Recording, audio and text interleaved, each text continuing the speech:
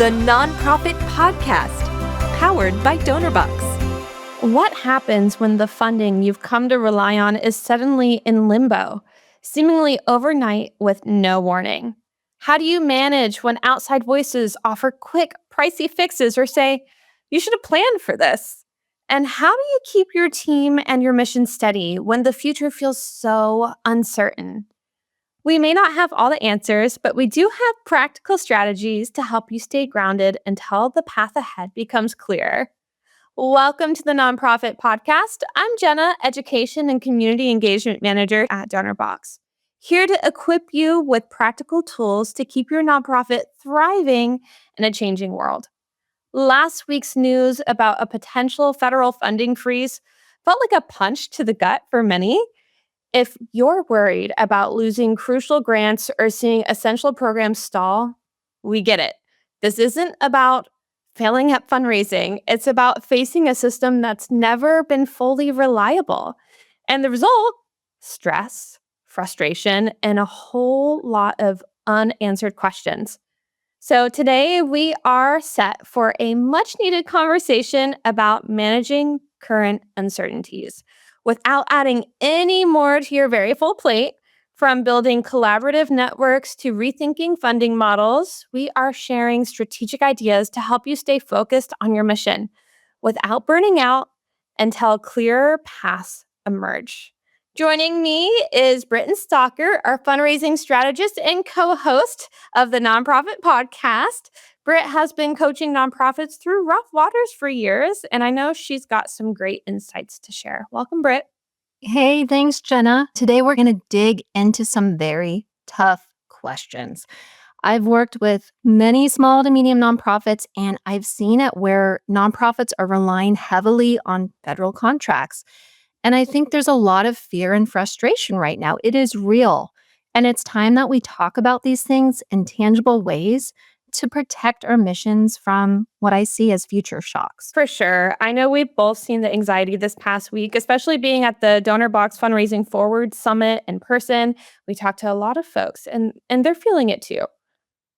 Right. And I spoke with a nonprofit director. She's a professional peer, and her organization provides critical resources, diapers, formula, job training to over 4,000 Washington families.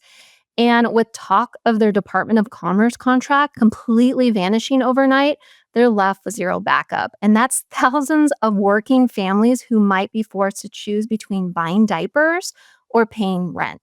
And Jena, I think that's exactly why this conversation matters. We can't just say, diversify your funding and then call it a day. Nonprofits, they already know that. They've already been pivoting. They've already been adapting. What they need right now is a framework to build resilience so that they're not blindsided when these political winds, shift. Absolutely agree. So let's go ahead and jump into some practical ideas.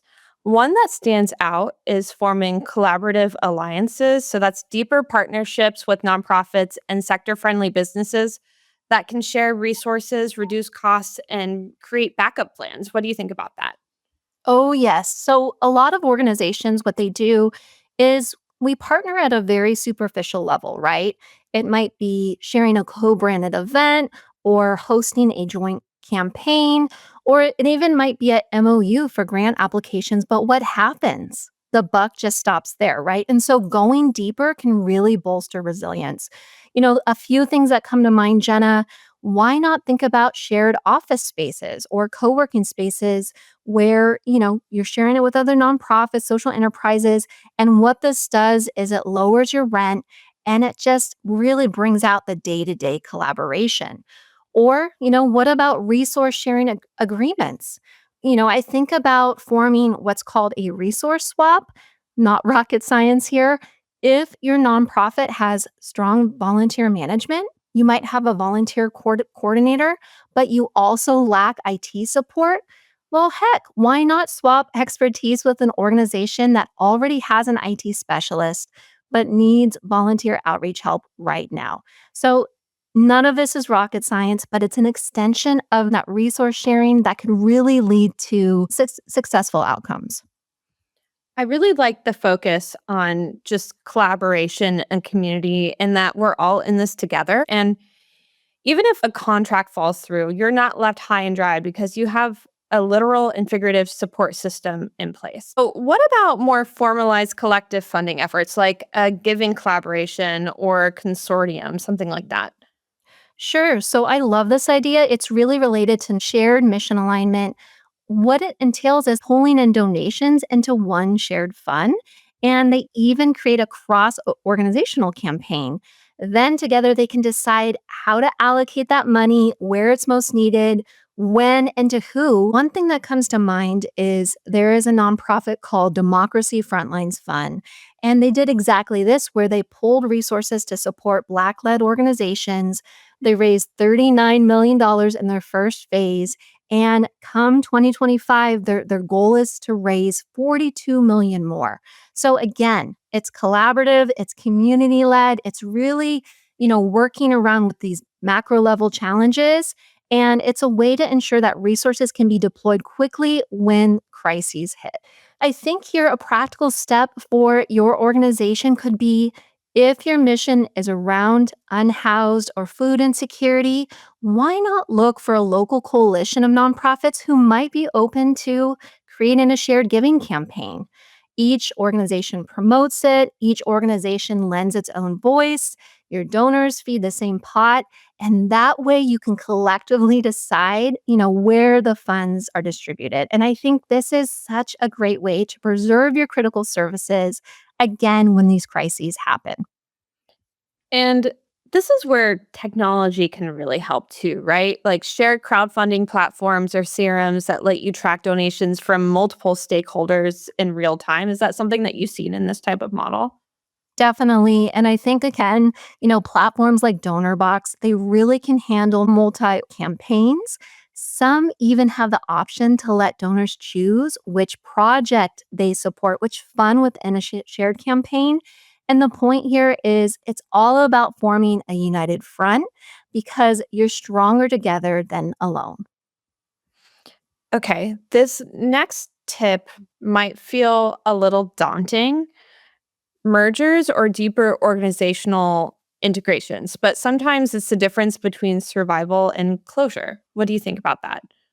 Yeah, so mergers aren't for everyone, right? Sometimes we roll our eyes at them, but let's take a step back. In times of massive funding uncertainty, they can create a more stable, well resourced entity. And one real world example that I can think of is the large NGO Mercy Corps. They merged with a smaller Scottish NGO, giving the smaller group global reach, and together, they were able to manage a budget of over $400 million with a staff of 4,500 people. Again, this is unlikely to be your first choice for most, but here's what the first steps look like. Start by collaborating on your programs. Start by resource sharing a physical space, an office. And if the partnership works out well, you can explore deeper integration. This idea about merging, it isn't about losing your identity or autonomy. Again, it's about amplifying impact and stabilizing your funding base. So, if you found a nonprofit with similar values and complementary services, it might be worth exploring. And I want to say this, mergers are not a sign of failure. They can really be a strategic move for longevity. Okay, Britt, I've also been thinking about something that you've said. You've said before that advocacy starts on day one. Why is that so important, especially now when times are so uncertain? Well, because if federal contracts are your lifeline, legislators they need to hear your voice. They need that pressure before it's crisis time. You don't need to become a full-blown advocacy machine. What that can really look like is start small, right? I led a regional diaper bank. We didn't have the capacity to create an advocacy team beyond the day-to-day delivery of our services. So we formed a diaper coalition with four other diaper banks. And what we did there was we sent regular updates to our elective officials, quarterly impact reports, personal stories from clients. Once a year, together as part of this coalition, we invited legislators to our site and we showed them all of the back end work that it took to deliver to tens of thousands of families in Washington. And we also coordinated a grassroots campaign. Why not encourage your donors to sign a joint letter or petition, putting that pressure on, and again, urging sustained government support? Again, these are smaller, consistent touch points. They can really help build your relationships and awareness so that you're not scrambling to get on a policymaker's radar when a government freeze is happening and it already in effect. Consistency, starting small, starting now is going to be the key going forward. Okay. One more thing that I want to touch on is data. When I'm feeling overwhelmed, when my head isn't fully clear because I might be a little emotional, I always turn to data, right? Data does not lie. And I think it's so important in this time too. So many nonprofits collect data but aren't sure how to best use it. But surely, if there was ever a time for data driven storytelling to support advocacy as well as awareness, I think it's now. Right. And Jenna, we both teach on this as part of working at a nonprofit tech company. Data helps you communicate urgency and impact. And if a funding freeze is going to threaten to shut down a youth after school program, why not show the direct correlation between your program's cost and the outcome, the drop in juvenile crime, or just improvements in test scores? Put data in front of potential funders, all of your corporate partners, and even again, your lawmakers. And let's talk about it to make the data live, to make it powerful and immediately impactful. Use simple dashboards, KPI dashboards, visual dashboards, or infographics. Don't forget that there are so many cool free tools out there. I can think of Canva or Flourish to really bring your stories to life and to tell your stories clearly. And it helps donors, especially corporate or major donors, see exactly where their dollars go, which we know increases trust and can spur them to step in during times of uncertainty for sure. Okay, we cannot talk about funding crises without talking about you, the nonprofit leaders, staff, and volunteers shouldering all of this uncertainty. Britt, you've seen how toxic stress can trickle down in an organization if it's not addressed. Yes, absolutely. When there's fear out there of funding cuts, what does it feel like? It becomes paralyzing and it impacts our morale. It impacts decision making and it impacts retention. Leaders out there, if you're listening in, you got to be open with your staff about what's happening. If layoffs might be on the horizon, why not communicate compassionately and as early as you can? If you're struggling out there, consider peer support groups or short-term mental health resources. Sometimes there's so many local businesses out there that will sponsor or discount employee assistant programs for nonprofits. None of us know where this will lead, but again, we have to acknowledge that a funding freeze or a cut could really lead to some serious outcomes that allows team members to prepare themselves and we got to, and plan. Yes. Do not forget about self care, right? Finding groups or mental health resources. That's so important. Nobody can pour from an empty cup, but especially as nonprofit leaders who are serving others every single day. If you find yourself working 70-hour weeks to chase down new funding, it's okay to say, we need to pause and regroup. A healthy work culture matters so much now, and I think more than ever. More than ever, Jenna. Absolutely. Okay, let's recap some of the concrete strategies we covered. But first, I want to take a deep breath. Everybody who's listening, take a deep breath with me. We're going to go in and out. Okay, you got this. Let's recap some of these concrete strategies now. We talked about forming deeper collaboration, so shared spaces, resource swaps, and joint back office services. We talked about creating or joining giving consortia, so pool donations, share allocated decisions, and amplify each other's campaigns, right? You don't have to do this alone.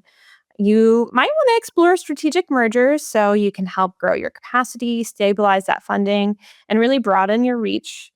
And definitely engage in advocacy from day one. Even small, consistent actions can shape policy and protect funding. And use your data to tell a story. Make your impact clear, compelling, and timely for donors and legislators alike.